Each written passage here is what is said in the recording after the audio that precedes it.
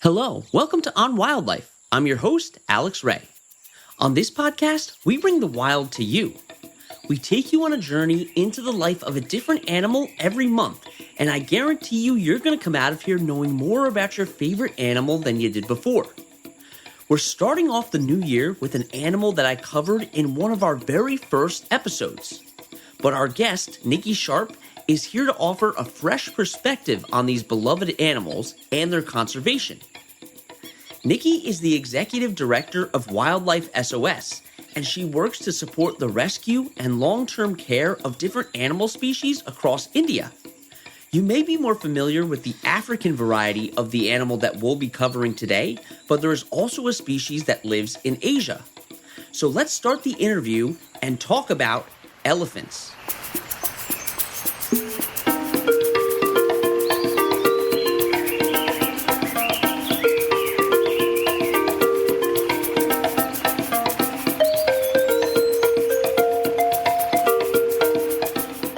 Just a warning before we jump into the interview. Nikki touches on some topics like the inhumane treatment of animals that can be disturbing, so please listen with care. Hi, Nikki. How are you? Alex, I'm doing very well. Thank you. How are you doing? I'm doing great, and I'm so glad that you're joining me today on the podcast. Thanks so much for coming on. I would love to get started with hearing about what first inspired you to get into wildlife rehabilitation. Well, I was working for a nonprofit that was helping dogs and cats, actually to make the state no kill. And working in nonprofit helping animals, you often meet other people in nonprofits helping animals. And this one opportunity came my way where I was told that these people from India were coming to town and would I like to go out to dinner with them. And I was told they worked with bears in India, helping dancing bears, and something I hadn't ever heard about before. So, of course, I jumped on that opportunity. And I went out to dinner this one night, and it really did change my life. I listened to these two people who had started an organization in India, and they talked about this problem that they were trying to address. And they said that there's a situation in India where these bears are taken as cubs from the wild. They kill the mother and they take the cubs, and then they turn them into dancing bears. And that's by putting a rope through their muzzle and then forcing them to live at the end of this rope and in pain the rest of their life. And as traumatizing as that story was to hear, what I found myself feeling was really inspired because they had a solution to solve the problem. And we often hear about problems that are just so awful, but we feel helpless to do anything about it. But they had not just a solution, but they had a timeline. They said, we are going to finish this problem in 10 years. And so I found myself at the end of this discussion or this dinner saying, well, what can I do to help? And that was in 2005. And so little by little, I got more involved to the point that I ended up changing my whole life so that I could help them achieve that goal. Wow, that sounds awesome. And it's so nice to back up conservation talks with a hope and with a timeline saying we're going to get this done. I feel like giving hope to people really drives them to want to create change. Absolutely. My training is as a physical therapist. And when I came out of school, it was always very, very goal oriented. So I want to help this person to be able to walk in their home, do stairs in 4 weeks. And you create a strategy on how to get there, strengthening, balance, all these things that go into helping somebody achieve their goal. And a lot of the goals that we have for wildlife are the same thing. It's not enough just to say we want to save tigers or we want to save elephants. We have to say we want to save them, and this is how we're going to get there, because people want to give to not just what you believe in, but they want to know that there's a plan on how you're going to achieve that goal. And so I got involved because the way they thought about helping these animals really, really resonated with me and something that I could get behind. And so that is the start of an important time that changed my life from what I was doing to focusing on helping wildlife in India. That's great. And now you're the executive director of Wildlife SOS. So can you tell us a little bit about that organization and what you do there? So this organization is the same organization that started with the Dancing Bears. I oversee the USA chapter of it, but it's basically everything we're doing here is to be more successful in India. So that goal that I told you about to bring an end to dancing bears was realized at the end of 2009. And if you go to India and you visit the Taj Mahal, you will not see dancing bears in front of the Taj Mahal anymore. And the first time I went there, you would see these poor bears out there. So it started as volunteer work and it just continued to evolve to the point that now I work full time for the organization and we have expanded our programs beyond just helping the bears. And I have to say that the species of bear that was used to become dancing bears are called sloth bears. And a lot of times people go, I have no idea there are even bears in India. And so I need to make sure that the people listen to this podcast that they know that there are 4 species of bears in India. That's great. Yeah, absolutely. And now one of the animals that you work with is elephants. So Yes. can you tell me about the rehabilitation process? So I had no idea that I would eventually be working with elephants. Although if you had asked me in high school what your dream job would be, I would have said, oh, I hope someday to work with elephants. So somehow or another, my life has navigated in such a way that I'm following the dream that I had in high school. But we started working with elephants in India because, like dancing bears, there are a lot of elephants that live in captivity and they are really, really poorly treated, horribly treated. I just can't say this enough. And so everything we started to learn about really how to solve the dancing bear problem, we realized we could use a lot of those strategies to help India's elephants. So Asian elephants are an endangered species. There's only about, I think, 35 to 40,000 left in the world. And if you compare that to African elephants, there's about 400,000 African left. So where they live in terms of their closeness to being potentially extinct and highly endangered is they're really, really close and getting closer on that mark. And one of the things that is impacting the wild populations is that they are being caught and they are being driven into captivity. And when you see an elephant that is being used for riding in India, or you see an elephant that's being kept in a temple, what you need to know is that every single one of those elephants was born in the wild. So these are not elephants that were captive bred. They were taken as wild elephant and forced into that captivity. And so that moment that they're taken, their lives are just brutal. They're just rarely ever shown mercy.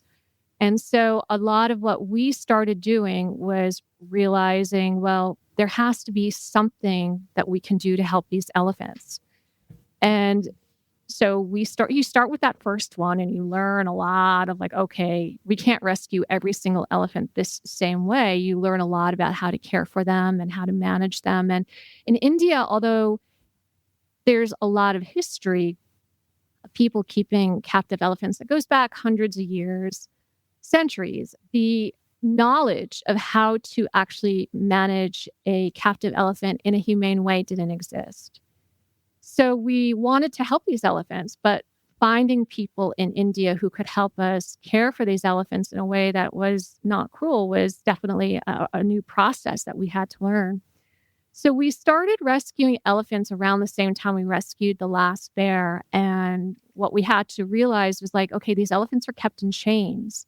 We want to keep them in a chain-free situation. That's like the first goal, that they're not tied to a 10-foot chain where they can never lie down and they can never scratch themselves, just getting the basics. So the program was starting by taking in a couple of elephants that were in just such bad shape that we're like, okay, we'll help. Like an elephant that was hit by a truck and they didn't think would live. And we're like, okay, well, we'll try to help this elephant. We'll bring him to our center and see what we can do. And sure enough, with love and care and veterinarians to help, that elephant went on to live. He's still with us since 2009, 15 years later. Oh, wow.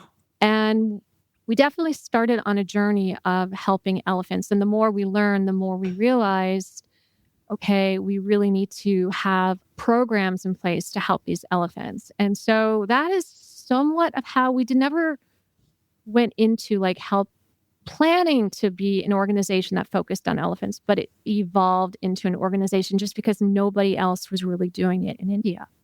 That's really great. And I feel like it's important to know, like, these elephants aren't captive raised elephants that you would see in a zoo. These are being used for entertainment and caught in the wild, two very different things.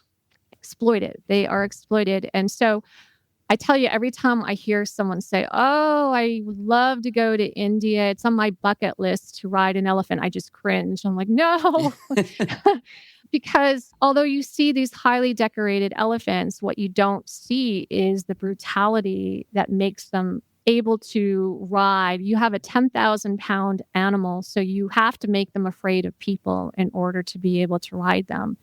So you think about the brutality, the torture is endless for these animals. Although they look like, oh, everybody loves elephants, it's quite the opposite from the appearance that they give. So yes, you are absolutely right that seeing these elephants in captivity, they all came from the wild. They went through a process called fajan, and that's basically breaking the spirit.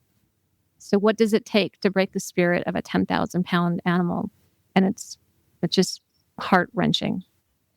Yeah, I mean, it sounds absolutely horrible. And elephants are very intelligent creatures. So could you talk about some of their mental needs when you're rehabilitating them? Yes, let me start with a story first about one of my favorite elephants. I came to India one time after this elephant named Suraj, which means sun, was rescued. He had been in a temple for 40 some years, meaning he never left this temple. His whole life was spent inside a temple giving blessings to people. He was chained on all four legs, and he was just a very, very, very pathetic situation when our team arrived to help him. Now, when I got there, I wondered if he was ever going to be able to adapt to a life of freedom with not being in chains and being able to see beyond the walls. And the reason why I wondered because the team, our Wildlife SOS veterinary team, ended up putting like a green screen around him because everything around him scared him because he wasn't used to seeing birds and he wasn't used to being able to see at a distance. And so everything frightened him. And that fear just made him react in a way that you could tell that he had a lot of anxiety. I left very, very, I think, depressed because I was like, I think it might be too late for him. And I came back 6 months later and I was standing at one place in the center and I saw this elephant just walking casually towards where I was. He was about a quarter of a mile away, but I saw him getting closer and closer. And I finally said, which elephant is that? I don't recognize him. And they said, that's Suraj. And I just almost fainted on the spot because he went from having to be placed in creating a green room around him to like out for these very long strolls. And he just looked so happy and he just looked like he was philosophizing the whole way and thinking about life. And there was just a contentness about him that was very, very palpable. But I think what I learned is that you should just never, ever give up on them because they are really smart. They are able to start learning trust. They are, these are things that are taken away from them. They don't trust. They're fearful all the time. they're mistreated. But once you start giving them opportunities not to feel lonely and to have good food and to feel like they can lie down and rest without being afraid that something will happen to them, once you start giving them that feeling of safety, they understand safety, that can really, really change them in ways that are just so profound that I don't know that I could ever properly articulate just how intelligent they are. And you can take so much away from them, but what we are able to do when we rescue them is we are able to give them so much back that they can start being an elephant again. It's heartbreaking to hear about some of the conditions that these elephants have had to spend the majority of their lives in. But that story shows that it's never too late to rehabilitate them and make them feel safe again.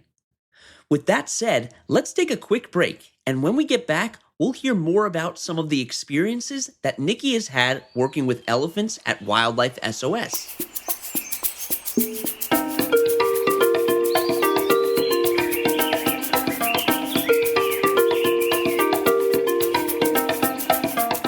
I have some exciting news for all of our listeners. We just launched a Patreon. If you like the show and want to support us, you should check us out at patreon.com/onwildlife. For just $1 or $3 a month, not only are you helping keep On Wildlife running, but you'll also get additional perks like early access to episodes, Q&A bonus episodes, personal shoutouts, and more. Again, that's patreon.com/onwildlife. We truly appreciate your continued support of the show.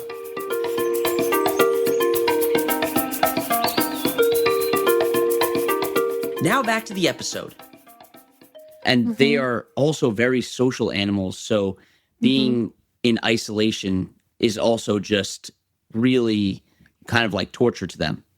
Yeah, I think that's one of the hardest things to wrap my brain around too, especially the females. The females live in these large herds. So when you take them away and you force them to live solitary lives, a lot of them are blinded. So they live isolated, alone, in darkness. And they never, ever experience a comforting touch of another elephant by them or the call to hear another elephant communicating with them. So that they have very, very complicated emotional lives. And that is, to me, one of the hardest things when I realize everything that's taken from them, to realize that, their families and their opportunity to connect with others was stripped from their ability, from not just their freedom, but just their ability to be elephants. Definitely. And could you describe one of your more memorable experiences working at Wildlife SOS? There are so many, and of course this one is also one of my favorite stories. But one of my more memorable ones is just even more recently. I was in India, and this is before an elephant was rescued. So there was an elephant that I knew we wanted to help. And I went out to see him, and he was in a very remote part of India, but he was unapproachable. He had a broken leg, but he was chained to a tree, but he was in what you call must. It's a very, very hormonal time for male elephants, and they tend to be very agitated. So nobody could get close to this elephant. So we wanted to help this elephant. And I looked at this elephant, and your heart goes out because he's got a broken leg, yet he's still chained to a tree. Like, he can't hardly stand. And I just couldn't, the days just were for me torture, waiting for when it'd be okay for us to get him off that tree and bring him to safety to our center. And finally that day came. And the feeling I had when he got loaded onto that truck and he started his journey to his new life, and to know that he was going to be free, I can't explain to you the sense of joy that I have felt, because when I would close my eyes, I would see that poor elephant standing there by that tree, and to know that he's no longer there and he's swimming in pools now and he's pampered and he's got the life that he deserves. It gives me so much satisfaction. Yep, that's really amazing. And is there anything surprising that you've learned about elephants that you didn't know before you started working with them?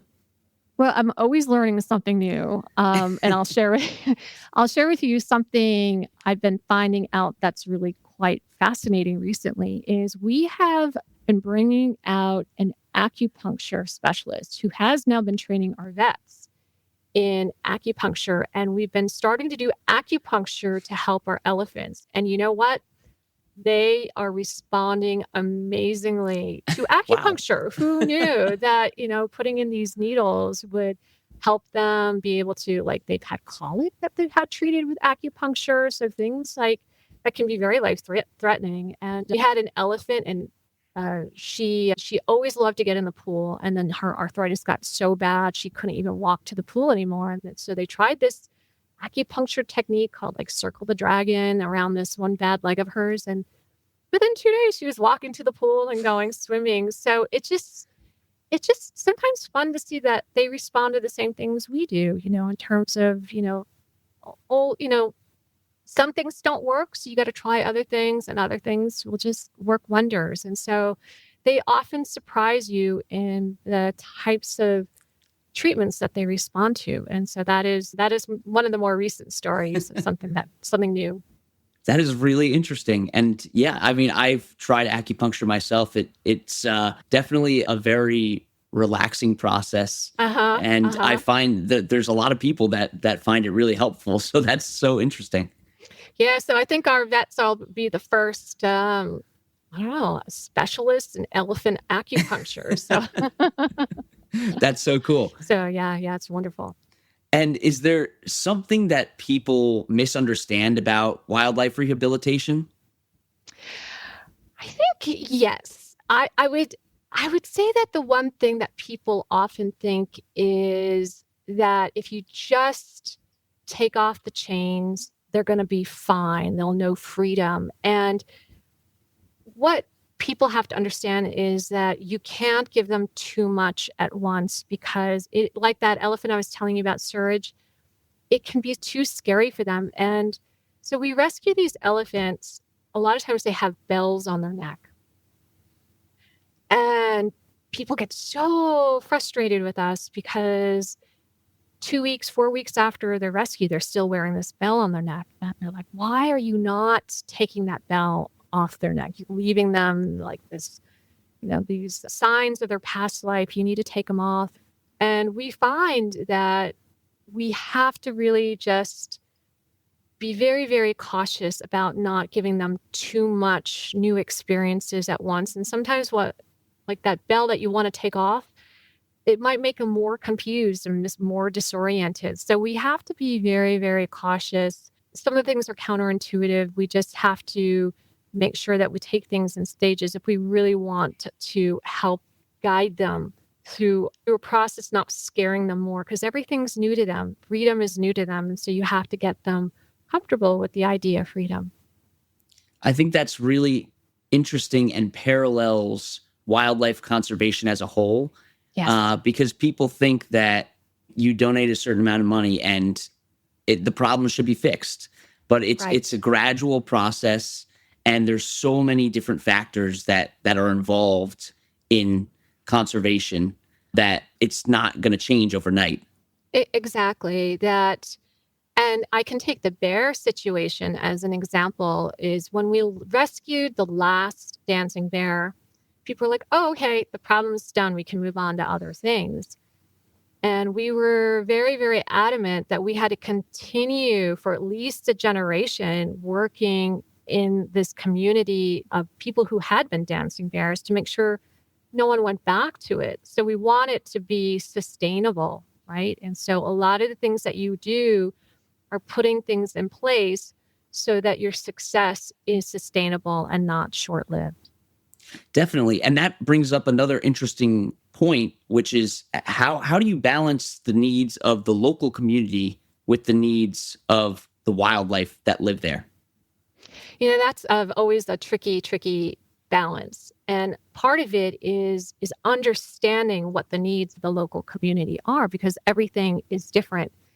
In the situation with the bears, the people who were dancing the bears were so poor that if you took away the bear, they were just going to go get another bear. And they had no other vocational skills. It's what their fathers had done, their fathers. It's just, if you went back generations, it was just kind of passed down from one to the next. So you have to spend time really understanding, well, if we want to end this problem, it's going to have to involve the community. So what do we need to do with this community to end the problem?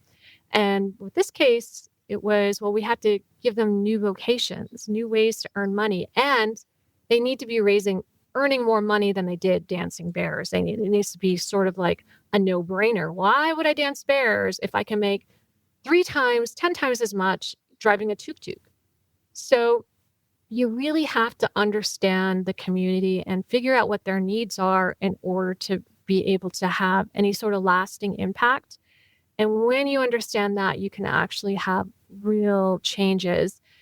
And with the situation with elephants, that's a little bit different. It tends not to be poverty that's causing these elephants to end up in captivity. It's very, very different types of problems. A lot of people who own the elephants are very, very wealthy, powerful people. And so having an elephant is a sign of power and prestige. So there's a lot of complications because it's not going to be changing vocations that help to facilitate getting these elephants out of the situations that they're in. It's going to take other types of interventions.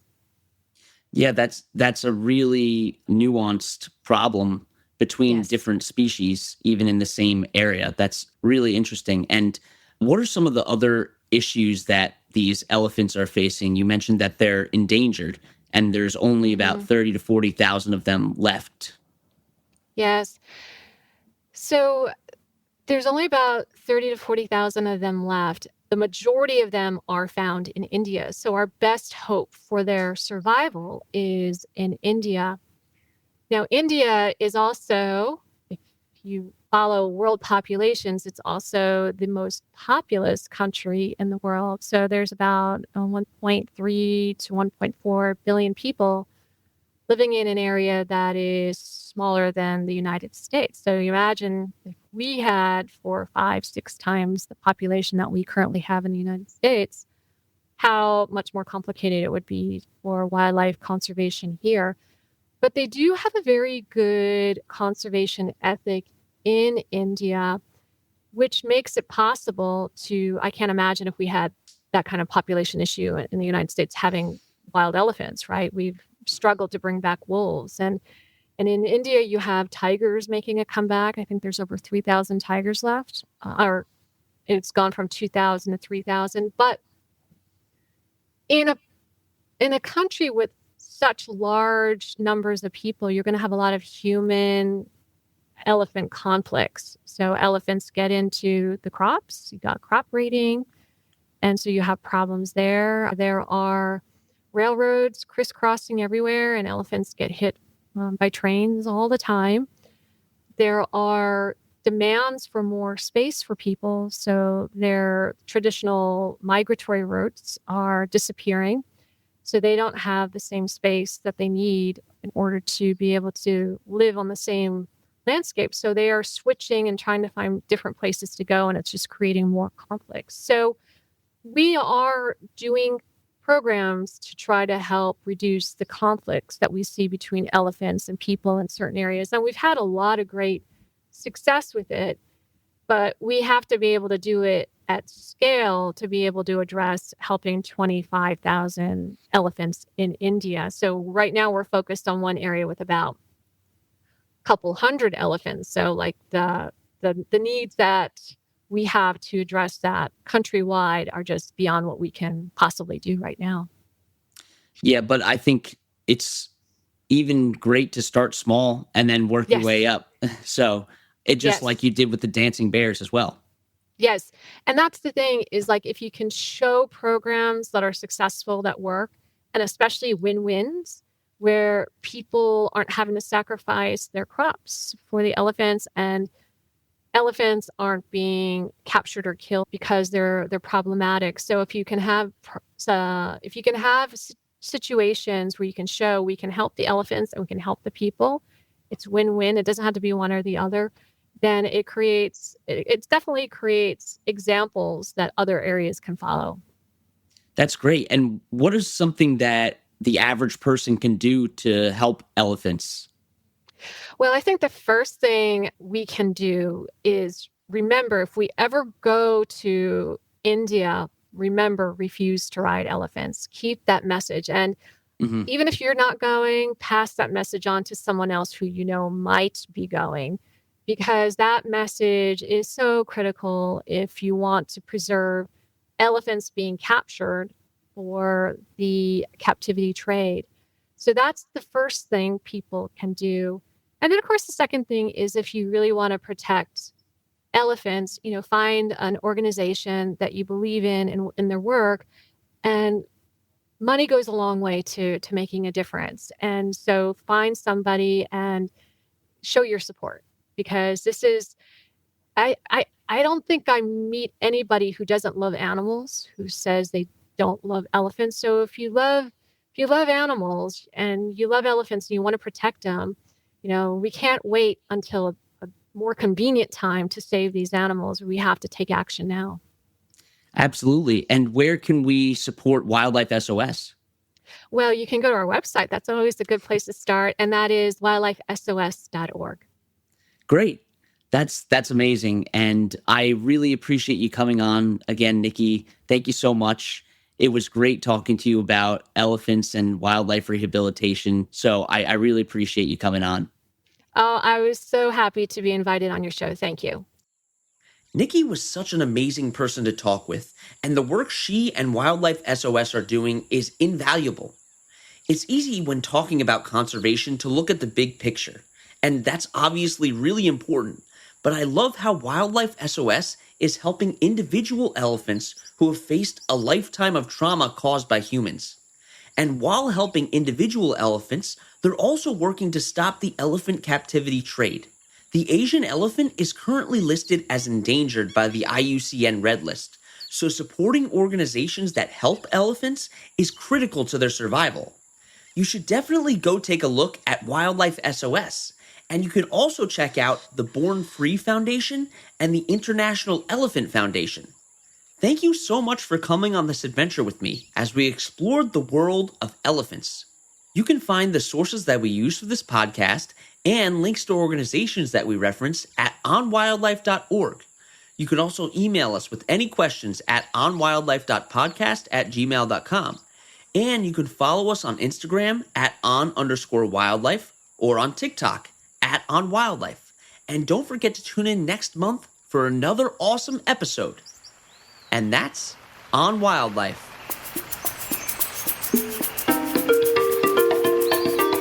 You've been listening to On Wildlife with Alex Ray.